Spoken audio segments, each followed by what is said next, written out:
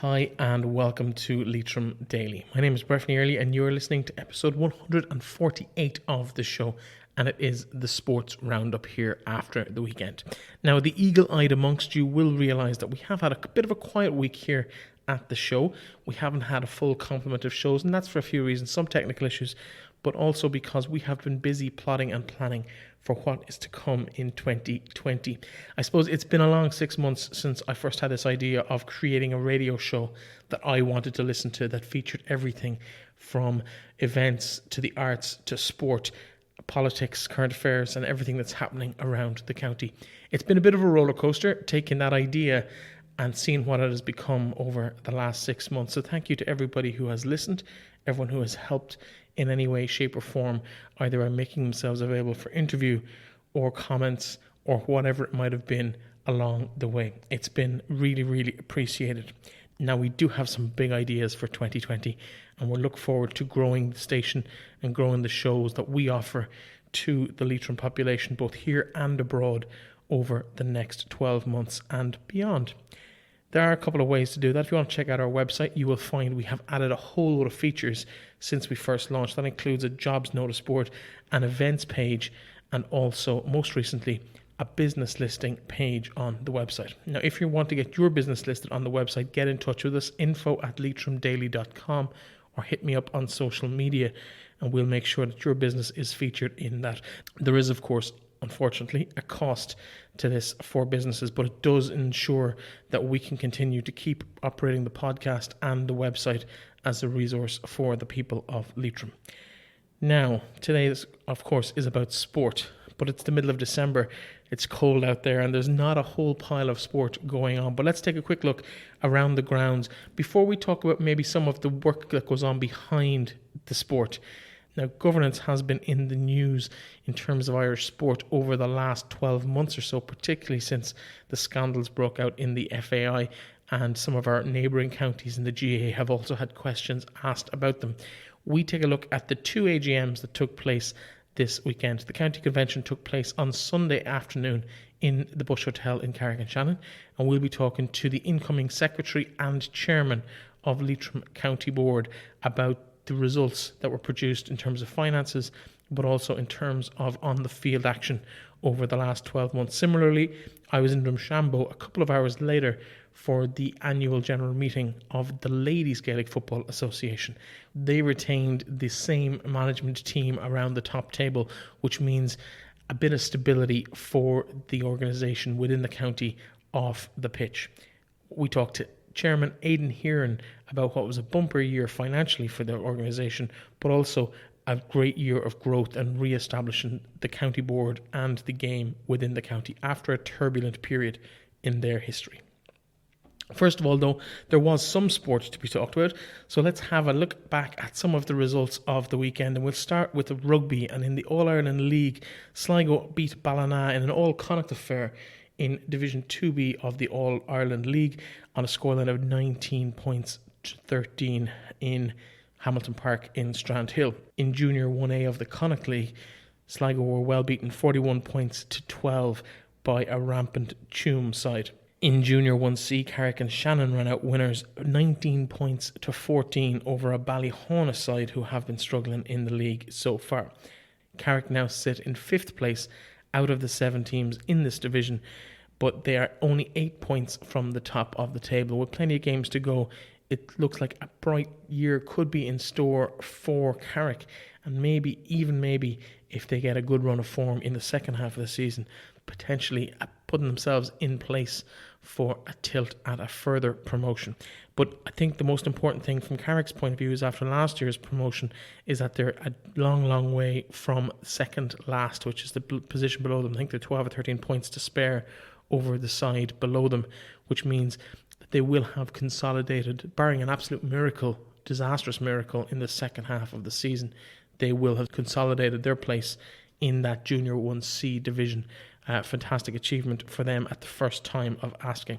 Sligo, no game in Junior 2 this weekend. In terms of junior soccer across the county, both teams in action this weekend. Manor Rangers in action at Glenview Stars in Fort Hill in Sligo, and they had an absolutely massive victory, 10 goals to 2, with Robbie Cunningham, top scorer in the league overall, netting 4 times for the Manorhamilton side.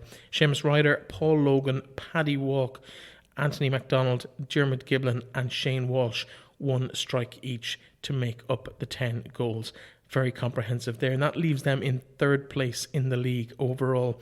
There is a kind of a 2-tier competition emerging at the top of the Super League in the Sligo and Leitrim District League.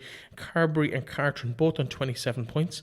Carbery 100% from 9 games, while Cartron have lost twice in the league this year. Manor, 9 games played, 22 points, which would put them almost on a par with Cartron if those games were to be played out and won in the meantime.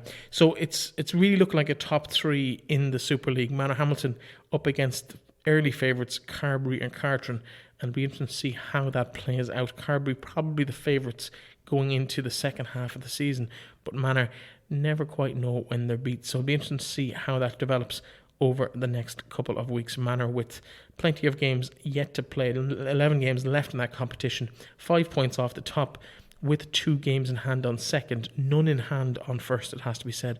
Carbery 5 points clear at the moment in that competition. In the Premier League or Division 2, Real Tubber lead the way, inspired by the recent addition of one Raf Kataro to that particular squad. They were already top of the league, but signing one of the best players in League of Ireland history cannot hurt their chances of winning that Premier Division crown. Now, it doesn't need to be said that Carricktown, first year back in existence, for some lads they're playing their first ever season of adult football, and seeing the likes of Raf Katara come to town probably isn't going to help matters as they progress through the season. However, it is all going quite well for Carricktown in their opening season back in the league. Not a great result this weekend, going down 4-3 to Ballygawley Celtic. Shane Byrne, Ryan Duarte and Conor McGoldrick on the score sheet for the Carrick and Shannon side, but just not enough to take all 3 points. It does mean that Carrick go into the mid-season break, the Christmas break, 14 points behind Real Tubber at the top of the table. They do sit in 5th place going into the second half of the season, and a good run of form would see them creep up and catch the likes of Arrow Harps and Collery, who just sit a couple of points ahead of them. The table as it stands at the moment, Real Tubber on top with 30 points from their 12 games, Ballymote 25 points from their 9 games in this grade, Arrow Harps 20 points from 13 games, while Collery and Carrick both on 16 points, Collery with 12 games played, Carrick with only 11, while Coolani and Yates United 1 point further back, both on 12 games with 15 points on the table. All in all, not a bad start to the season for Carricktown. After a couple of early hammerings, they'll be quite happy to be where they are, but then look forward towards the second half of the season. Top 3 are in the shake-up to be promoted there. Now it is time to look past the sport and into the boardroom and see what has been going on in the world of sports politics here in the county, particularly in the GAA. And as I mentioned, 2 big meetings taking place on Sunday to decide who will be in charge of the county boards in the county for the next 12 months. I caught up with some of the major players in both of those organisations over the last couple of days. Let's start with the men's board. And the major decision that needed to be made the other day was for the position of chairperson. On Monday, the day after the meeting, I sat down with the incoming chairman, Enda Stenson, for a chat about what the position meant to him.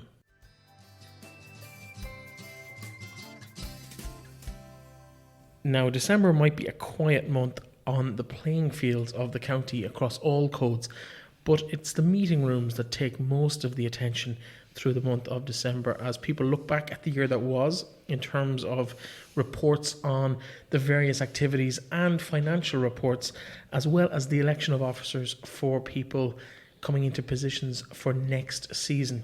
And yesterday was a busy day on that front, with both the men's and ladies' conventions taking place across the county. Now, the only decision really of the day to be made on the boys' side of the house was for the position of chairperson. Now, a couple of weeks ago, we spoke to both candidates for the position, Enda Stenson and Stephen Flynn, both from the Mohill parish, one from Estlin, one from Mohill. So a little bit of local rivalry came into the discussion, but there was a clear winner yesterday, and Enda Stenson has been returned as the chairman of Leitrim GAA for the next 12 months. He joins me now. Enda, thanks for popping into me. It must be a busy 24 hours. You're very welcome, Breffney, and happy to call in to you. As I said before, I admire what you're doing, and I will call in any time in my role as chairperson of Leitrim GA. I was totally honoured and humbled yesterday to receive the vote that I did, and I am excited about the years ahead. I am not sure anybody that was sitting there yesterday and seeing the balance sheet, the amount of money that the Treasurer has to put through his hand, the amount of work that is done behind the scenes, it's mind-boggling at times. But I am prepared for the challenge. I'm looking forward to it. As I said yesterday, I've been involved in the GAA since I was a very small boy, coming up through the ranks, playing underage for Mohill, as we did, and then moved on to the bigger boys in Estlin. And I took up refereeing. Then shortly after that, I became Assistant Secretary of the County Board. I think it was in 1989 or so.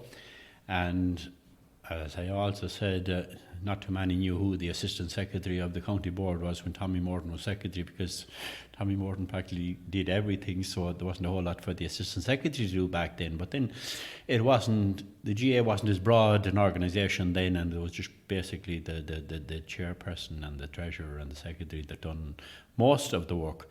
It's a different field to be playing in now. I have a good bit to learn going in.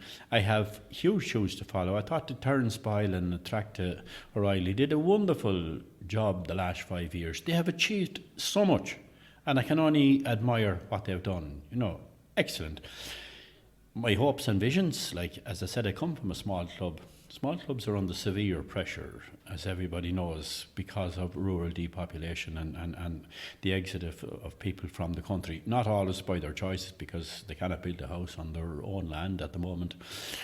A ruling that's political and has to be, we're doing our best to change that within local authority circles and trying to get national government to bring in guidelines that are attainable. But at the moment, young people cannot build a house on their own land at home, so that moves them towards the towns, and invariably they will stay with their own clubs. But if they're married and they have a young family or whatever, the young family will be townspeople, and that changes the whole dynamics of rural Leitrim. Absolutely. Now, you talked yesterday, you referenced Martin Luther King and his I Have a Dream speech. You kind of played it off, but it was nice to hear someone coming into that position talking about their dreams and aspirations for the organisation over the next period, because obviously it's a year-by-year appointment, but with a 5-year maximum. In terms of your ambitions over the next period, what would you most like to see? I suppose we talked about aspirational things when we spoke a couple of weeks ago, but now that you're actually in the position and you know where you're going to be for the next 12 months, what are your hopes for the 12 months, and do you have ambitions past 12 months in the role? Well, I certainly have got to start working with the rural clubs. You have said it. Rural clubs are under severe pressure, particularly to be able to field 15 players on any given day. And that has happened with the likes of Glenfarne, with Estlin, with the Havas. We even heard the motion from Auckland yesterday that would bring it down maybe to 13 players, with an option of playing 13 aside. I know for the greater clubs, that's not fair because you're doing out some people out there. But it's something that we have to work towards. We have got to strive mightily to retain the clubs that we have. That is one ambition. I don't want to see a club dying. It'll break my heart, because the clubs were what we were built on. The clubs was part of our fabric. It's part of our culture. It's part of all of Ireland, let it be the towns or the rural places. That's what kept communities together. People had a pride of place when they would put on their home jersey and they played for that. That's where everything starts. That's where everything finishes. In terms of those clubs, are there concerns? I know we lost St. Osnitz in the last 12 months. Some might argue that St. Osnitz have been struggling for probably the last decade or so. Are there concerns about other clubs in the county? Or at the moment, I wouldn't say there's concerns. With help and with the right nurturing going forward, those clubs can and will survive. I believe that it's in the interest of everybody, even the bigger clubs that might be drawing some of the players away. It's in the interest of everybody to keep the number of clubs that we have in Leitrim together. That makes a viable county and a viable place that you can have proper competitions. When it goes any less than that, we'd be under pressure. Some of the clubs you mentioned, the likes of Auckland and Glenfarne, would be under pressure in terms of the hearts and minds of the youngsters coming up, and they're looking at a county final between Ballinamore and Glencar Manor, and if they're maybe halfway between the two, it's very hard to see them choosing the rural. I won't speak about any other club, only say my own club in Estlin.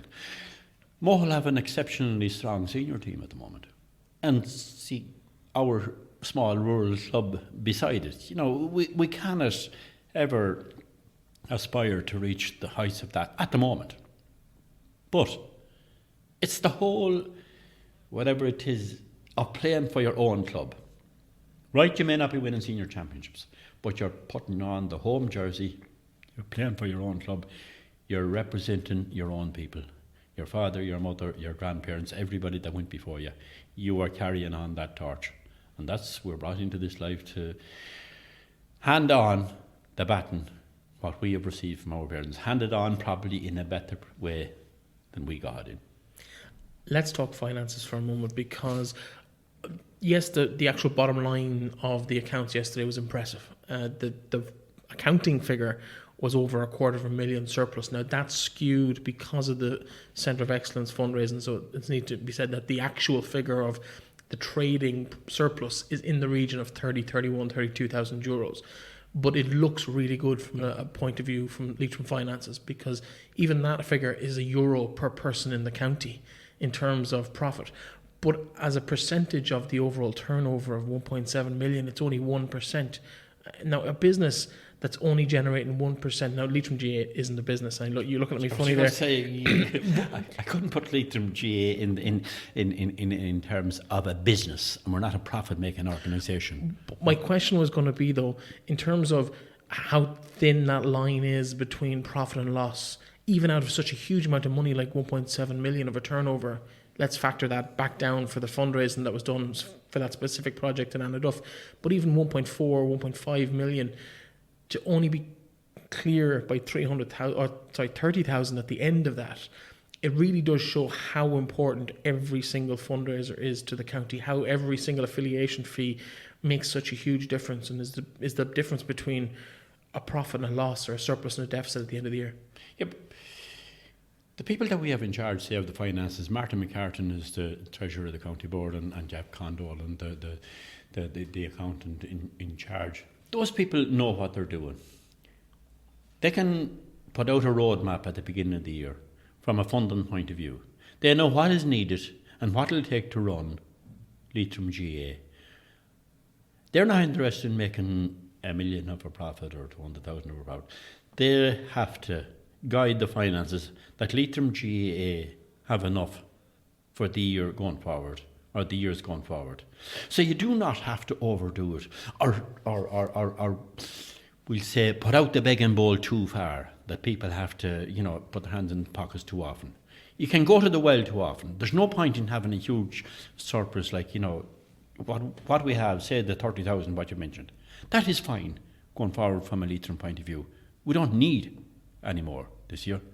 If there is need in years to come, there are financiers, there are backers, there are people with a certain level of wealth that will always help their own county, and people that have done well. And you have to admire people like the McGoverns of Ahabas, what they have done for Leitrim. Seamus Clark now, from New York, what he is doing for Leitrim. What Joe Dolan at the Bush Hotel done for Leitrim. Everybody else then has to just row in a small way, and which they are doing. There's a lot of other sponsors along the way that give extra finance along the way, but there's no point in going over the top on that. You don't want to burn bridges. What we have to do is keep going the road forward. We are in a pretty strong and a good position financially to do what we need to do now. And that is all that is needed in Leitrim, in Longford, in Dublin, wherever. That's all that they need. There's been a lot of talk about governance in terms of sport across the country over the last 12 months or so, particularly since the scandal in the FAI broke back last March. Mayo GA, Galway GA have been brought into that. I think what impressed me most, and it's been nearly 20 years since I was at a GA convention in the county, was how open and transparent the books appeared to be, at least, and there's no reason to think anything otherwise. But you would write down to, in terms of who the individual donors were all listed in the booklet. Everything was broken down, so much so that in a room of 100 people, only one single question was posed, and that was to do with why we weren't spending enough in a certain area. It was probably the most healthy environment for transparency and openness about the finances of an organisation I've seen in Irish sport. There must be a lot of credit due to a few people for that. It is huge, but it's not just this term alone. This has been started back. There was small difficulties, say back 20, 25 years ago within Leitrim, and questions were asked about this. There was a proper structure in place, and I have to go back to the time of the late Jim Meehan. Did a wonderful job. Des Quinn of Howillan, Brian Gordon Mull. Those people worked day and night to get the structures in place that will always be in place for no matter who comes on board. It had to be totally transparent. Yesterday, nobody could or would question any figures that was given. As you rightly pointed out, the only question was, and it was right, that there wasn't enough money probably spent on one of the core aspects of our GA, strength and conditioning now. That's the only question that was put to the floor thing. But as regards the finances, the layout, where they were spent, every box was ticked. It was clearly, and it wasn't just something that was done for the day or whatever. That can be audited or questioned at any time, and it's totally perfect. And I can only admire the people. I have no head myself for finances or for figures, but the people that do this have got to be admired. Yeah, no, I was exceptionally impressed with it yesterday, and it was a great return. With that 30,000 profit, and the ladies returned an even more healthy profit. Yeah. Now that was probably due to the exceptional circumstances around the teams. Well, they had a very good fundraiser. Yeah, you know, and that in itself was great for them. But they have as well a healthy profit, which is good for them going forward. The very same is good for the men going forward. Yeah, I think it needs to be reminded that the fundraiser was almost with next year in mind. So that money really is for next year's budget. This year was done on a shoestring because last year was, as we've said a few times on the show, was a bit of a disaster for the ladies' game in the county. But with stability on the county board, money in the coffers, and a new management team in place, and a very exciting period for the girls' game in the county as well. Now, let's talk about that for a second, because there's a huge overlap between the girls' game and the boys' game in the county in terms of facilities, in terms of referees, in terms of personnel involved on both sides of the codes. Some clubs, St Mary's, Manorhamilton, come to mind, are combined. I know the two organisations at national level are very separate, albeit both based in Croke Park. Would there be any, appetite for a closer link between the two organisations in the county? Well, you know yourself, Leitrim is a pretty small county. Everybody works hand in glove in Leitrim for the good of the county. You cannot have a closer coming together. You have to have two separate entities, ladies GA and the GA, the men's GA itself. You have to have that. But while you have that, there's a lot of, you look across the county, there's a lot of ladies secretaries of the men's GA and involved in the executives, a lot of ladies running the men's club. But as a coming together, I don't think there can be any closer coming together than already exist with facilities and referees within the county. That structure is there, and long may it last, because the facilities that are there right across the county are needed by the ladies' GA, the men's GA, and it's only right that they should be used. The referees that are in the county, and we need more referees. That's one thing. We certainly need more referees. But it's only right that they're used by both ladies and men's GA. It isn't rocket science. It's the right way it should be and the way it is. And I want to ask you, just before we let you go, in terms of what you will view as success in the next 12 months for Leitrim GA, what's your hopes for the county? It's like having the dream. I could say we could win Sam Maguire, we could win the Connacht Championship. I would love if our senior team could retain its position in Division 3. I would deem that success. But I would dearly love if we could win an underage competition, say an under 17. We have a very good management team in place at the moment. Great work has been done last year by the likes of Mark Eshel and those with the underage players. There's a very good crop of players coming through in Leitrim. You only had to be at the under 20 final here in Park Sean. Excellent football. As good of footballers as there is in any other county. I think we have the manager. I think we have the structures in place. There'll be nothing held back from giving it the best we can. I think Leitrim could be on an upward curve. Can't ask for more than that. Well, listen, Enda, thank you very much for popping in. I know you've Very a busy welcome. day in your other life as a councillor. You've been chasing the minister all over the county this morning. And loads of positive news for the county as well. Very positive. And thank you for popping in, and congratulations on your election. And the very best of luck. I'm sure we won't be strangers for the next 12 months and beyond. Breffney, thank you very much. And as I said to you, I'm passing the road. I'm never far away. And if you need anything, I would never be afraid to speak, because we've got to get our message out there. And you are doing that. Thank you very much. No problem at all, Enda. Thank you.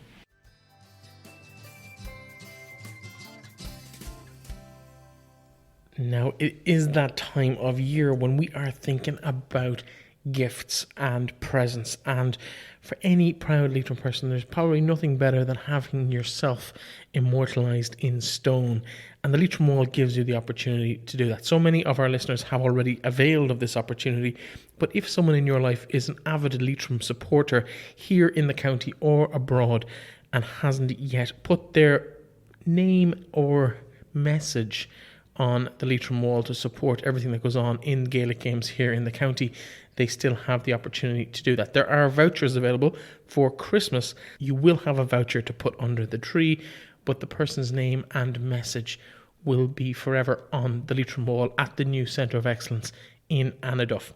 You can get these vouchers, and by extension the actual plaque on the wall, at leitrimwall.com online, or by calling into the Centre of Excellence. And you can speak to Brian Blake there, and his phone number is 087 2046 177.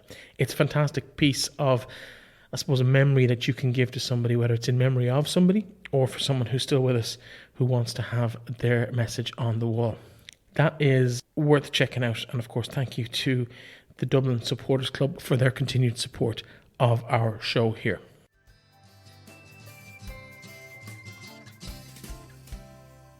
I also spoke to Declan Bohan about his return to the position of Secretary for Leitrim GAA. Declan Bohan, incoming Secretary of Leitrim GAA. It's a position you're well familiar with. Yeah, I've been there before, Breffney. As you said, I was there from 2005 to 2009. Times change, and a decade on, the GAA change, nothing ever stays the same. So it's going to be a challenge going forward. There's no doubt about that. I suppose, particularly with regards to the amount of pressures that are been well heightened, I suppose, in other counties, and the GAA in itself. Training teams and being involved in the administration of county teams is a whole different ballgame than it probably was 10 years ago. So, look, it's a challenge, and I'm looking forward to it. In terms of today at the AGM here, your convention, very, very healthy set of accounts presented today. A good balance, up from 9,000 to an effective profit of about €30,000 this year. I know the figures are slightly higher on paper, but because of accounting practices, about 32,000 is the figure.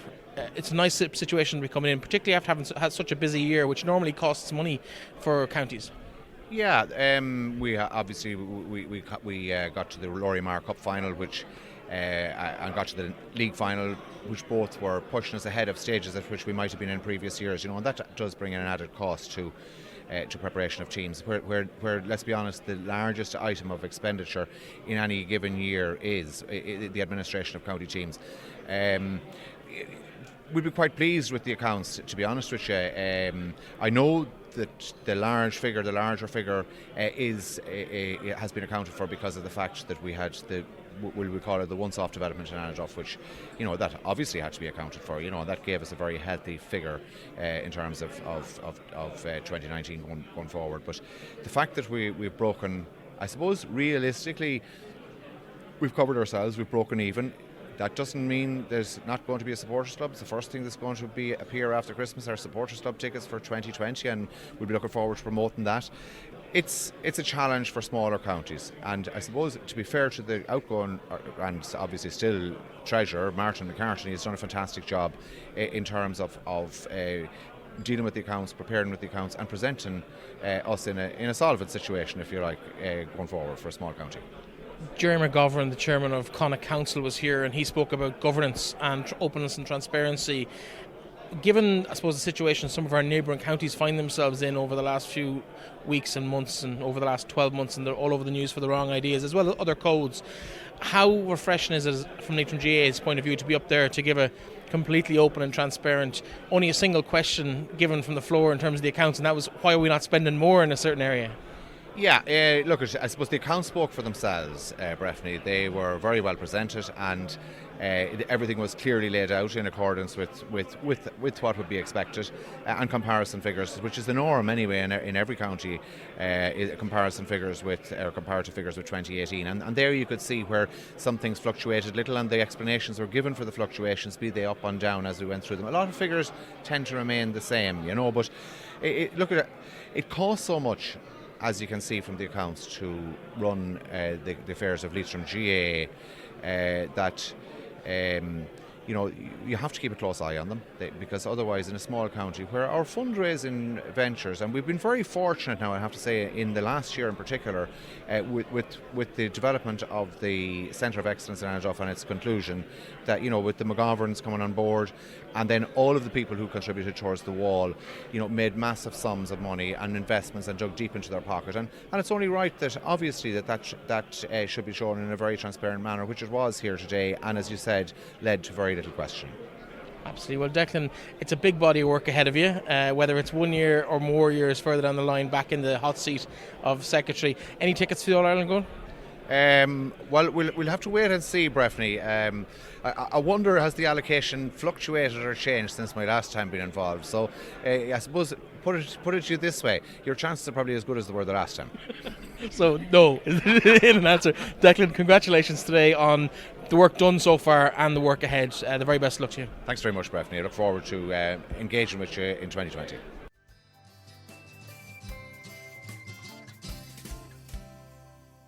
Finally, let's take a look at the meeting in Drumshanbo between all the women's teams in the county. And so the Ladies County Board Executive came in last year, put a really good structure on the whole setup within the county, ran one phenomenal fundraiser late in the year with a view towards next year's AGM. And it was a very productive meeting, a very positive meeting. The same top table returned for a second year, and let's have a chat to Aidan Heron and hear what he had to say about how the year went and the plans for next year. What are your thoughts after today's convention? Convention was very good today. There was very positive outcomes from all the club delegates. Everybody wants to do well for the county. We were finishing off the year very well with a lot of things fundraising and the county finals. Everything was excellent, and we're starting off now with our senior team out, big squad training and good manager over them, and looking for good results this year coming.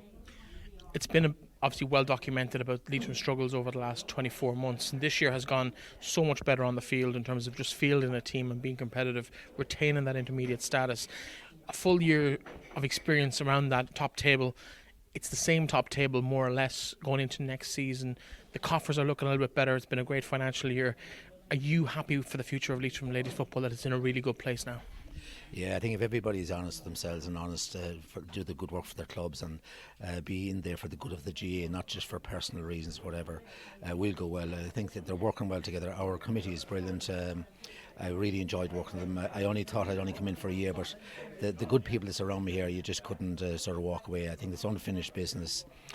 Good results in the Connacht Championship, and in the league obviously we want to go out of Division 4, so if that goes well for us, we'll have a good preparation for the Connacht Championship. But in general, all our crew was very good, and I'm very honoured to be proud of them. Any major changes in terms of the motions that came through the convention today? No. The only one is obviously willing or changing St. Bridget's. There was no issues there. I think we just had to clarify a few things tonight, and I wish them the best of luck. There's a good bunch of people behind them there. I'm sure they'll carry on and be successful as well, so I wish them good luck.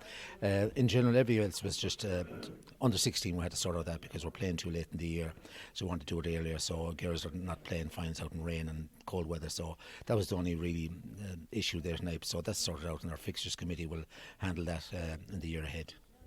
In terms of the finances, obviously days like this always the finances tend to get a lot of attention. A very, very positive year for the club, mainly down, I suppose, to the massive effort that went into the major fundraiser back in October, November. Yeah, just not even that. Even starting off doing the bucket collection, Carrick and Shannon, like all the clubs turned out in style there, dressed up, and really made a great day of it. And then we had the church case collection, so we thank all the people of the parishes who donated and helped us out. It's very much appreciated. And of course the fundraiser was great. Our committee sort of clicked together with a member from every club in Leitrim representing us in the fundraising committee, and they really competed with each other just to get funds in and raise some money for the Cube, which was brilliant, and a great team to work with, really good. In terms of the year going forward on the pitch, it's nice to be talking about football matters when it comes to ladies football in the county. What's the hope and the ambition? New manager in place, new players back in the fold, some of the old faces returning. What can Leitrim hope for on the pitch this year in the Intermediate Championship and in Division 4 first in the league? Well, Division 4, we're definitely planning to get out of Division 4. It's not an easy division. Like, we lost the games last year very easy by a goal here, a goal there, and we didn't qualify for the semi-final, so that was a bit disappointing for us. And obviously, we didn't have the strength that we wanted to have on the team as well. But this year, we've got a lot of girls back in. We've got some young, fresh blood in as well. Really keen players who are good players, and they're on the range, and they're going to come into the seniors with some confident stuff, and their ability will be seen.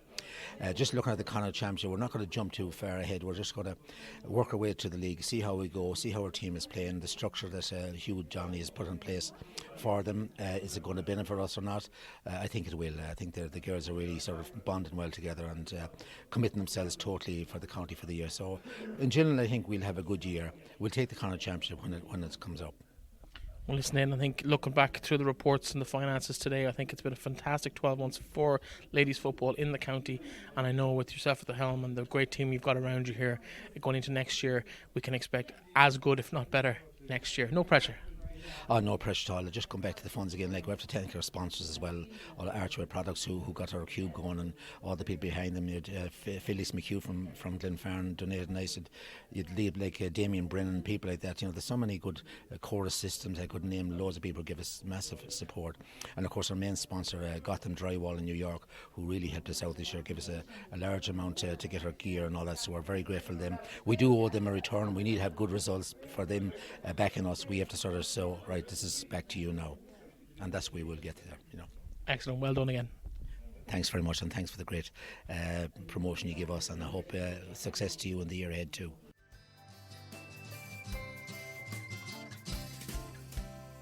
And that, folks, is all we have time for today. Thank you very much to Aidan Heron, Enda Stenson and Declan Bohan for having a chat with us about how the various county boards are running. All in all, a very positive weekend for both sports, men's and women's, in the county. Financially, two really, really good results.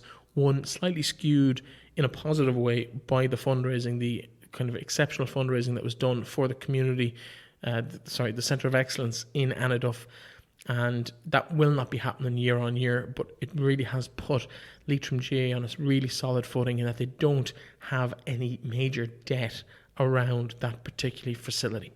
It's been a really, really positive year for Leitrim GA, both on and off the field, and I think I'd like to wish them the best of luck going forward into next year. Thank you so much for listening to the show today. I will be back tomorrow with a pretty special show. We're going to take a little trip up to Kilnumry, just outside Dromahair, and I spent a day with the children of 5th and 6th class, plus a couple of others from around the school, to talk about some of the things that they get up to inside and outside of school. That's tomorrow for In Focus. I'll be back then. Talk to you then.